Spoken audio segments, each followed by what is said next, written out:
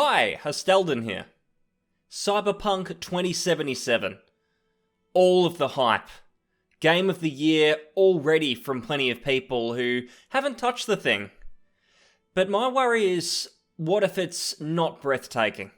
What if all of this hype, all of the delays, it all amounts to something that's biting off more than it can chew? It's not Game of the Year. In fact, it's a disappointment compared to Witcher 3, and suddenly everyone's scrambling to say, oh, who is the saviour developer who's gonna bring us back to the good old days, or they're gonna be the innovative ones, they're gonna take us forward. What if it's not this? I don't think people have really considered it. People have just assumed this game's gonna be incredible, and all the fuck-ups, whether it's Fallout 76, whether it's Anthem, whether it's Mass Effect Andromeda, the fall of Bethesda, the fall of BioWare, none of it matters because we're getting Cyberpunk and CD Projekt Red cannot let us down. A lot of people really have this mindset. If you go online, all of the talk is about how this game is just going to break new ground. I'll tell you what, despite all of this talk about how we're going to be able to customize our genitals, there's going to be in-house TV shows, we're going to be able to customize our character, wow, despite all of that stuff, there's a real fear, especially with the delays and everything that's gone on with them, that this game may not be the groundbreaking game of the generation that so many people want it to be. I hope it is. I'm hoping like hell that it is incredible and it pushes all these developers, publishers, like EA, Activision, Square Enix. I want them to have to look at this game and they're going to have to change things themselves, but I also worry that it's going to fall a bit on its face, and that all the previews that have gone out about how incredible this is, that is like the streamlined first few hours of the game, and then when you really dive into it, things fall apart. Which is kind of the opposite of The Witcher 3, which has a really cool beginning, but things actually kind of get better for quite a while as it goes on. I don't think you get to the Bloody Baron storyline for quite a while. Certainly not at the same point in the game as all of these other creators and reviewers have seen with Cyberpunk in the initial few hours and experiences that they've had so far. So I worry that they're trying to do too much. There's so much talk about it's a shooter, it's a GTA-like, you can drive around, you can do absolutely anything, there's animals, there's just so much going on, so much happening, that at the end of the day, what it's meant to be and what it was originally pitched and advertised as, a role-playing game, isn't quite going to be there. That's my real fear. What brings me back a little bit is that the creator of Cyberpunk is very much involved, and by creator I mean the actual tabletop game, which I'd probably say about 70% of the audience, they've got no clue about it and don't give a fuck. But it's good news that he's involved to some extent, and he might really want to make sure the integrity is there, that this stays a role-playing game, because that's what he signed on for in the first place. That is what he wants to see come out of this at the end of the day. So if he can keep the shackles on, fantastic, but if not, there's a real worry. Because the head honchos at CD Projekt Red, they're not all they're kind of cracked up to be. A lot of people imagine that there's this mythical studio out there in Europe, the developers are being treated like royalty, it's all fairy tales, everything's fantastic, but then you go on Glassdoor, and the studio's getting fucking talked down to shit by the devs who've worked there. They say it's a horrible place to work. The management are horrible. It's a real cultish kind of atmosphere. And they're up their own arse now because of all the successes they had with The Witcher 3. The worry now is all of that's gone to their head. There's all this pressure on them to make something that's absolutely groundbreaking. No one is going to accept anything less. If it's like a slightly ramped up Witcher 3, people are going to say, oh, okay, like this is cool, but this isn't what we're expecting. This is meant to save gaming, for fuck's sake. I think they're kind of worried that that's what they have to do. They need to step back for a second, because a lot of the features that they're talking about and they're pushing forward, a lot of them are really focused on those box marketed features that aren't really core to the actual game design. There's not a whole lot about the choices, the consequences that were first talked about originally. There's a lot more talk about dildos, a lot more talk about adult activity you can do in the game, all the crazy stuff that's going to get kids excited. Oh, wow, like this is GTA on steroids, because, I mean, I could do some of this stuff in GTA, even though it had an R rating, and now I can do it times 10 in Cyberpunk. This is incredible. There's a worry there. I mean, if you go and have a look at the developers talking about the game and seeing where the activity is, what's getting people talking, if you go on and look at someone talking about the level design and the RPG mechanics, there's not a huge amount of interest. There's certainly not mainstream interest. It's just maybe the core RPG people who want to take a look and see what's happening. But then when they put out something about how you can drive every single car and you can race around and you can steal cars and do all the things you do in GTA, the interest is probably like quadrupled. And the concern is that they're trying to sort of combine a couple of games together. Management sees, right, we're getting all this mainstream attention. We never expected this when we made The Witcher 1. When we made The Witcher 1, we were a pretty niche studio out of Europe and we were just selling to a very core demographic, but now everyone's looking at us, all eyes are on us and what we're doing, so we need to come up with something with the mainstream. And the concern there is, once you start targeting the mainstream, once they start looking for GTA and just wanting to make their own fun and fuck around, oh, I don't want to make any choices that lock me out of stuff, this is too hard. Once that's the concern, that's going to seep into the rest of the game. And I don't want to get to a stage where you can't just identify what this game is actually doing and what it excels at. I don't want it to be a best of everything where you can shoot around, you can play it as a bit of a GTA, cool, there's a couple of RPG mechanics, but it doesn't actually master anything. That's a concern because The Witcher 3 did actually master things. I think it had a lot of flaws, but something it did really, really well is the core quest design. The actual story elements there and the choices you were making were really, really good and they were consistent throughout the whole game. There wasn't like 1-2 good quests that were really, really memorable. I think it's something like an Elder Scrolls, even a Mass Effect to some extent. There might be some standout moments, but they don't have the longevity and the consistency that The Witcher 3 had for 80 plus hours. And Cyberpunk needs to do the same thing. Even if it's not in the story-based quest, it needs to be in the gameplay mechanics from an RPG perspective. Maybe that can be something because games in that science fiction kind of utopia setting, in terms of being a role-playing game, they're not that represented, to be honest. You look at Mass Effect, it's hard to get these sort of games right. Mass Effect slipped over, especially at the finish line. Started out really good first role-playing game, they sort of struggled to get that balance, suddenly it's an action game, suddenly it's got a shit ending, and it fell off a whole cliff. Cyberpunk is in new territory to some degree, and that's where I worry that they're going to kind of stumble a little bit, because it's really easy to fuck this up.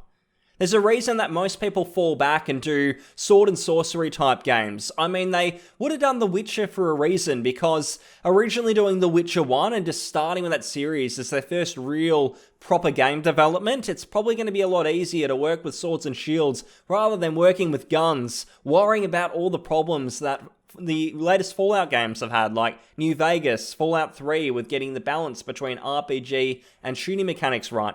That is fucking hard. I don't think games have really mastered that yet. And yet we're expecting in Cyberpunk they're not only going to nail that, the gunplay, they're also going to nail the driving mechanics. They're also going to master all the Deus Ex-like influence, so the stealth, the hacking, the actual navigation of the world, so going through vents, going from real-life kind of buildings instead of just going through huts and sticks and forests like you would in The Witcher. There is a lot of new ground that is going to have to be broken here. It's not going to be fucking easy. And I feel for them, because I don't want to just shit on what they're doing, because I think it's very ambitious, but I think people's expectations are extremely high. So a lot of people think that this is going to be not just a fantastic open world game, it's going to be like the best RPG of all time. It's going to eclipse absolutely everything of the generation. People laugh at The Last of Us Part 2. I mean, it couldn't be any more shitter. I mean, if you pile this game at its worst up with The Last of Us Part 2, things might start to look pretty good. What I'm talking about is probably not relevant in that context. But is this going to be the game that you want to compare it to? Is this not going to be a game that we look at and start talking about what ifs? We start talking about, gee, I wish I could go back to the hype of 2017 when everyone was talking about it, saying that it's incredible behind closed doors because they were scared of looking wrong and it being like the Emperor's New Clothes. That is the concern.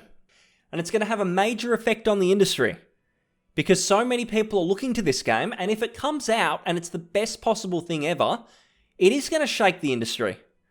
If they pull off what they're talking about, which is incredibly ambitious, as I said, then everyone's going to be starting going, oh shit, Rockstar are going to be going, right, our next GTA.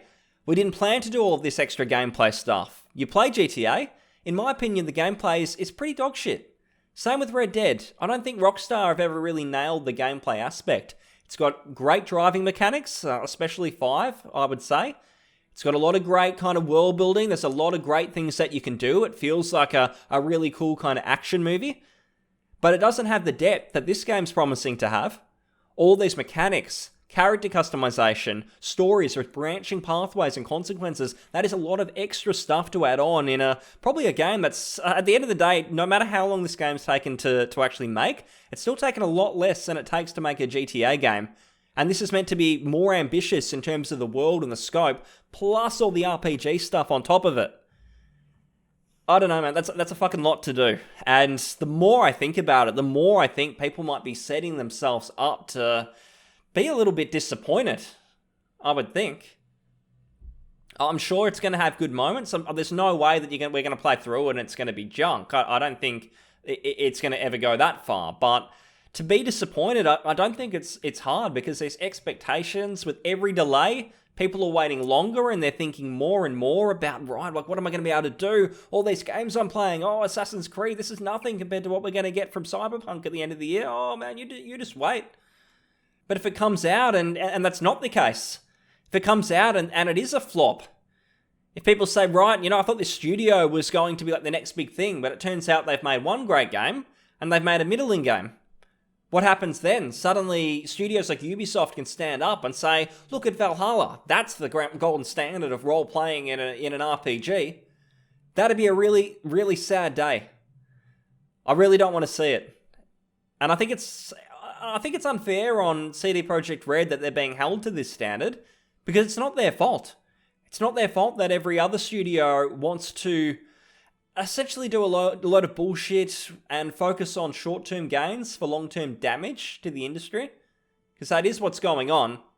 For every Valhalla that comes out where we're flooded with microtransactions and people learn to accept it, the potential art for the industry it just starts to vanish. Anyone new who comes to the table, that's what they look at. The kids who grow up in 10 years and start making games, to them, what's nostalgic is paying for something and buying a microtransaction, getting out the credit card. That's what nostalgia is to them. It's not finding awesome secrets in the game. It's, I was able to show off a skin to my friend. That's awesome. I want to get people to have that same feeling when they're playing my game. That's what you don't want to happen. And I understand we're going down a bit of a long-term road. I don't want to overreact, but you just never know. And if I'm looking at my concerns and my biggest ones, Exhibit A. And this is pretty old now, but Cyberpunk is getting multiplayer after launch. I really worry. Because when this news came out, I don't think people were probably so concerned, but over the time that has kind of gone since, and you think about Red Dead Redemption 2 and what an absolute clusterfuck it is in terms of integrity because of all the multiplayer garbage that's gone on. They've announced a new update, Rockstar. And no, it's not a groundbreaking DLC with fantastic story additions. It's more fucking multiplayer. More gold bars you're going to have to purchase if you want to unlock everything and kill everyone. Because it's pay to win. And I don't want Cyberpunk to do the exact same thing, because it's set up in the same way. We get the base campaign, it's probably going to be good, and then we're going to get the multiplayer to support everything for the next decade, where they finally are able to get away with microtransactions, because technically this is a separate project. They never said anything about this particular project not being monetized. And I worry about those loopholes, because game publishers love to exploit them. And they will die on a hill for them if it means that they're able to get in their monetization and keep all of that going, get it normalized, so all the kids and people like me are drowned out because we're all boomers. Forget us. The kids, they're the cool ones, and they're buying microtransactions, so copy what they're doing. That's what they want to see happen. But I don't want to kind of drown on and live in this fantasy world where the game ends up being total shit, because it might not. I could be completely wrong, and we get to November and it comes out, and everyone forgets about what's going on in the world right now because we're all just plugged in and immersed in the best game of all time. That could happen too.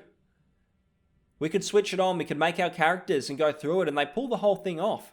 This is not just GTA. This is not just incredible shooting mechanics that put COD to shame and put all of these shooters, first-person shooters, to shame. The RPG, this is like Deus Ex on fucking steroids, blows it out of the water. Square Enix, thank God for killing that series, because now we've got Cyberpunk and we don't need Deus Ex. All those things could happen. Could wind up being absolutely fucking incredible. But I prefer to kind of look at it in a way where we expect, maybe not the worst, but maybe we expect something that's not going to change the whole industry. Maybe we don't need to think that way. We can just expect a decent game. And if it doesn't pull off and sort of exceed our expectations, it's not like the Second Coming. If that's the case, we can be okay with it, because we can pressure these other developers to at least do something on the same level and kind of make things happen. I think we're better off pushing things forward and having small wins. And then eventually, that's what the new developers see. So the indie studios and the ones that get bigger over time because of successes, they look to games that are doing the right thing, and they're the games that they look to emulate. Maybe Cyberpunk just needs to have a good influence, and maybe that's alright. If they do that, that'll be a big positive going forward. It doesn't need to be Game of the Generation. Thanks for watching, guys, and if you enjoyed the video, like, sub, and subscribe, leave a comment, and I'll see you on the next one. Thank you very much. Bye for now.